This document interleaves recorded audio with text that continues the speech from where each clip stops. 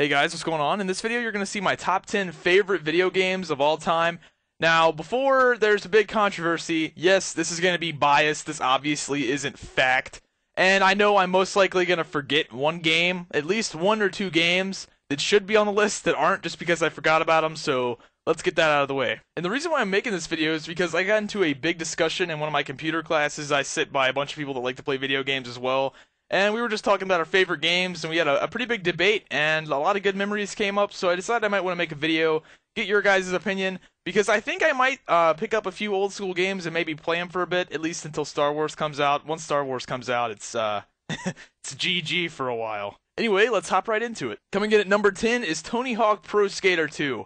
I spent a lot of time playing this game in the summer as a kid. Back when I used to skateboard a lot, I used to love playing this game, doing ridiculous shit like this guy's doing right here, where you can basically land anything in a manual and just keep going forever and forever and forever and score 9 billion points. But I really love this game. It was pretty fun to play your friends and just, I don't know. It was just one of those games you could just do a bunch of crazy shit like that. Like, he just jumped on the roof. I had this game for the PlayStation. I don't think it was out for any other consoles other than the PlayStation. But this game was just awesome. GameSpot gave it a 9.9, which is nuts because GameSpot is usually pretty, I guess, fair on their reviews. They don't tend to give out high numbers like that very often. But this game was just awesome for its time, and I don't know, I really enjoyed this game. Coming in at number 9, and definitely something a lot of you guys have not heard of, Tales of Symphonia. This was a sleeper game that no one really expected to be that great. But it was a really good game for the Nintendo GameCube. It was a RPG game, and it was in like an anime style. And I'm not really a big anime person. I'm actually kind of against anime. I think 95% of anime is pretty retarded. But this game was like anime style. All the graphics were anime. The in-game graphics, the cinematics, all of it was anime, which was it was different. It's pretty cool. This game had a really good story. The characters were awesome. They were very unique and different from each other. There was a sword guy, a sword and shield guy, a girl that threw rings, a girl that had magical cards and did a bunch of crazy shit. The characters were really diverse, and you could actually play as the different characters and check out all their abilities. So basically, it was like Soul Calibur with MMO. Mix them together. The fighting was awesome. It wasn't like fighting in Final Fantasy where you select the attack like Sword Slice and then it does Sword Slice and you don't have anything to do with it. It's not like Pokemon. It's literally you actually get to fight, mash A, mash B, do combos, basically just kick ass, but with the MMO portion of it as well. This game also has a lot of longevity. There's a lot of characters you can play as. There's just a lot of things you can do in this game. A lot of little story things that you can do where you can kind of investigate the story a bit more, or you can just cruise right through it and just play it like an MMO and not do anything extra, and it's still a long game. But this game's great. It was definitely a sleeper game. No one was expecting this game to be as good as it was, and definitely, if you have a GameCube, pick it up. It's pretty cool. Speaking of RPG games, this is the king of RPGs. Final Fantasy, widely known to be the best RPG games. Final Fantasy 7 and 10 are probably the two best in most people's eyes. Final Fantasy X, one of my favorite games ever. These graphics are amazing. Guess how old this game is? This game came out 10 years ago, and these graphics are still good to today's standards. Final Fantasy X is also a very long game, like all Final Fantasy games, but it's actually so long they made a second part. There's actually a game called Final Fantasy X-2, and it's the second part of Final Fantasy X. But I don't know, this game's just great. I put a lot of time into this game. I actually put time into this game while my brother was away. He probably doesn't even know, but my brother actually had the PS2, and he would never let me play this game. And I played it whenever he was gone, so he probably doesn't know that. I actually finished it when he went to college. I played the rest of what I didn't finish. But this game's great. I mean, just it looks great. This is 10 years old. Speaking of RPGs, again, another RPG, Kingdom Hearts. Kingdom Hearts, one of the best RPGs in my opinion, just based on creativity. I know it's not like technically like as in like highest rated or best graphics, best whatever, but I had a blast playing this game. It was very interesting. This initial cutscene is just weird. But this game, if you're not familiar with it, it's unlike a lot of RPGs because it actually has Disney characters in it. like Goofy, Donald Duck, Mickey Mouse in this game. Mickey Mouse is a badass. He wears a cloaked hood and has a giant keyblade, which is the weapon that they use in this game, and just kicks everyone's ass. Now, you would never expect that from this game, but it's really interesting because it's got all this funny, weird shit with cartoons, Disney cartoons, and then it's got all this serious like story. It's a weird combination, but it works, and it's really, really fun. This game was made by the same people that made Final Fantasy, so it's got a lot in common with Final Fantasy. It's a really long game, really story-driven, really good game. I recommend getting it if you have a PS2. I basically recommend anything in this list, but this game's definitely cool. Now for this next game, if you had an N64 and you didn't have this game, I have no idea what's wrong with you. You probably need help, because this game right here, Banjo Kazooie, one of the best games of all time. The music in this game is so catchy, it's ridiculous. This is just an awesome. I don't really know what you define this game as. I guess it's an action game, or I guess an adventure game is probably the correct term for this game. But it's really silly. It's a really silly game. The story of this game is basically you're a bear who you're trying to rescue your sister, who decides to climb up to Witch Mountain. I guess she thinks that's a great idea, to climb up to the Witch Mountain, and the witch kidnaps her to make herself pretty. She's got a machine that if she puts in a young girl, it makes her as pretty as the young girl. I don't know. The story's too complicated for me to understand. But so you're playing as a bear, and you have a bird in a backpack that helps you in fighting and flying, and it's just weird. It's just weird, but it's awesome. And you fight evil vegetables. No, you don't fight evil vegetables the entire game. This is just the first level monsters. Whoever thought up this level must have been really, really high, because I don't even know where you get evil vegetables that are flying around and bouncing carrots. I don't know. I think I might do a playthrough of this game just to burn up some time. If you guys are interested, let me know in the comments below if you'd be interested in seeing more of this game. Because I have even though this isn't #1 on my list, I have a really big urge to play this game again, just because it's so weird. Now, you can't really have a top 10 games list without this game. This is The Legend of Zelda, widely known as the best game ever made in the history of video games. People loved this game. When this game came out, there was nothing cooler than The Legend of Zelda: Ocarina of Time. This game was just epic. I mean, you could go back in time. You could go forward in time. You had a sword and a shield. There was a lock-on combat system. The combat was awesome. It was creative. There was puzzles. There was dungeons. The game had a lot of longevity to it. There was a lot of little extra things you can do, like this right here.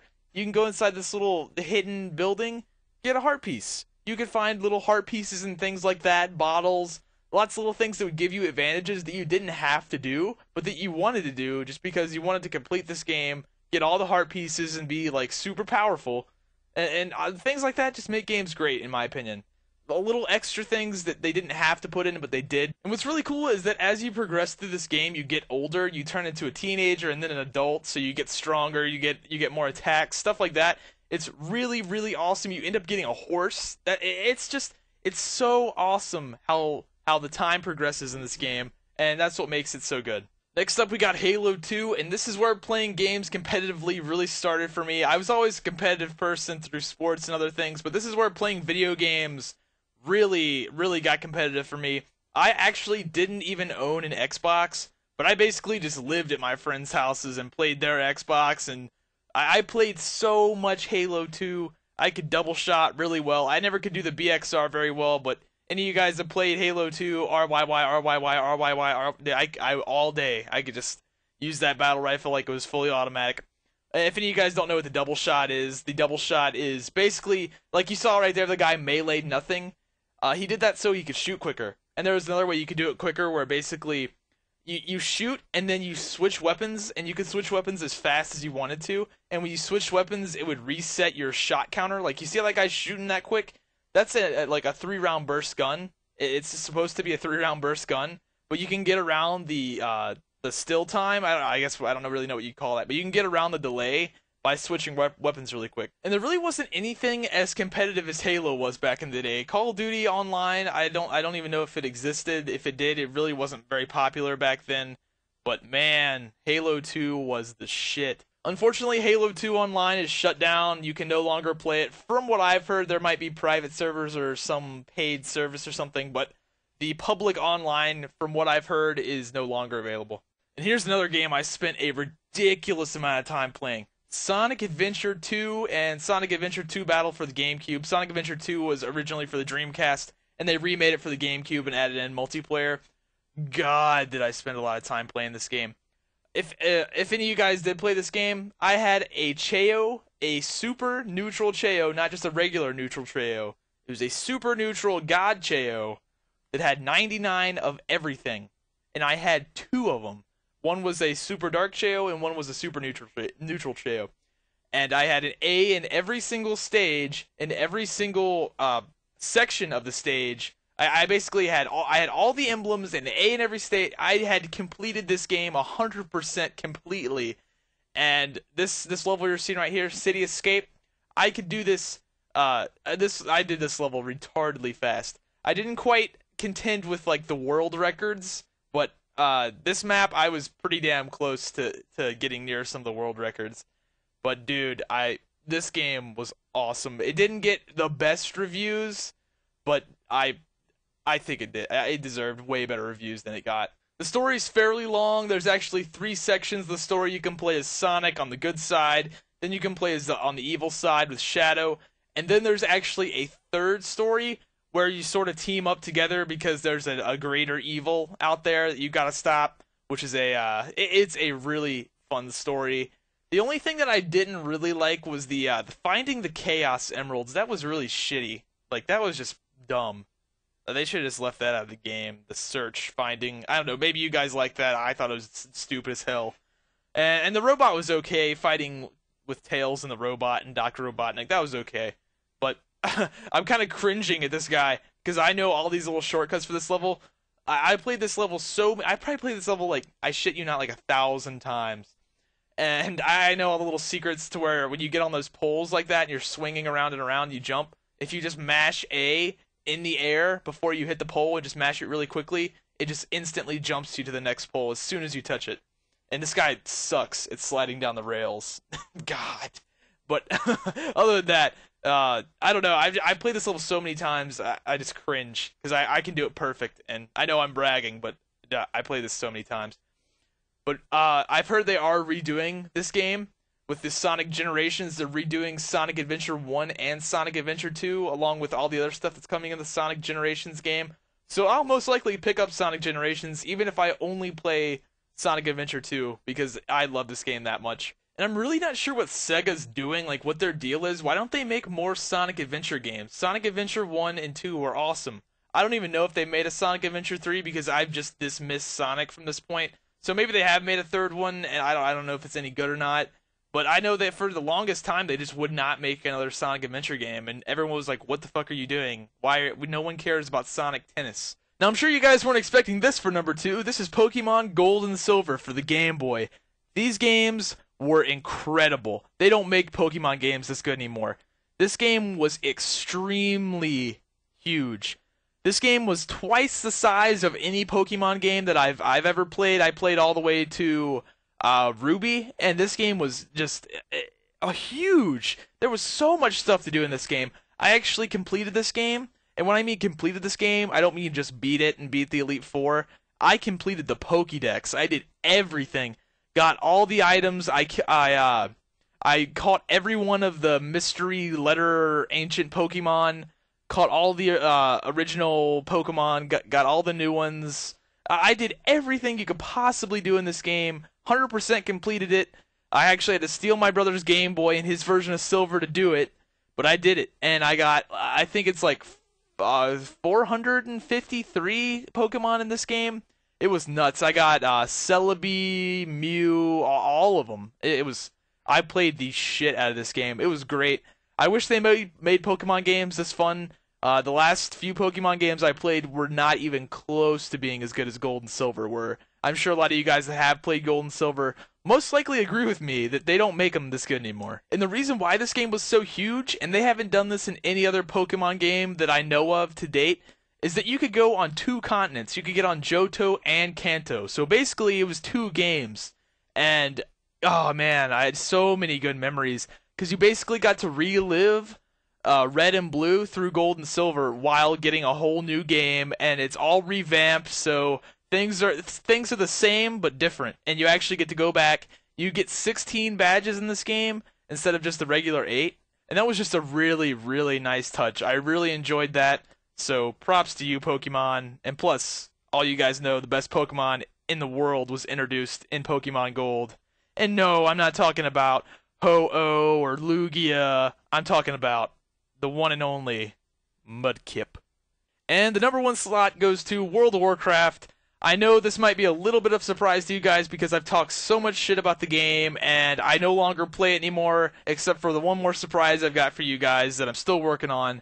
But even though I don't play this game anymore and I don't like the direction it's gone, the good times outweigh the bad. And this game has affected my life. And I mean that seriously. Like, this game has really changed a lot about what I do right now. Because this game is what got me...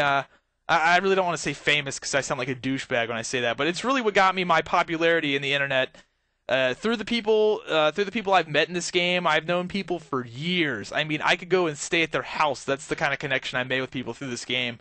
And this game just really changed my life. And I don't know of any other game that's probably going to do it as drastically as this game did. I doubt any game is going to have a legacy like World of Warcraft did. I don't think Star Wars is going to last as long as WoW did. Wow, 7 years? I've been playing World of Warcraft for almost 7 years, non-stop, except for recently. The PvP and the PvE have always been pretty good for the most part in comparison to other games, but really what separates World of Warcraft from the other games is the social experience and the connection you make with people through the years that you play this game. And I'm not going to lie, the game's not as fun as it used to be for me, and I no longer play it anymore. I do have one more surprise for you guys that is World of Warcraft related, but for the most part, I'm done with this game, but this game definitely deserves the number 1 spot because it's affected so much of what I do, and really, I've had such a blast playing the game, so definitely World of Warcraft and Blizzard deserve the number 1 spot. And that'll wrap up this video. I hope you guys enjoyed my top 10 favorite video games list, and I hope you give these games a shot. Be sure to let me know your favorite games in the comments below, and if you don't mind, hook me up with a like and favorite. That would be awesome, and I'll see you guys later.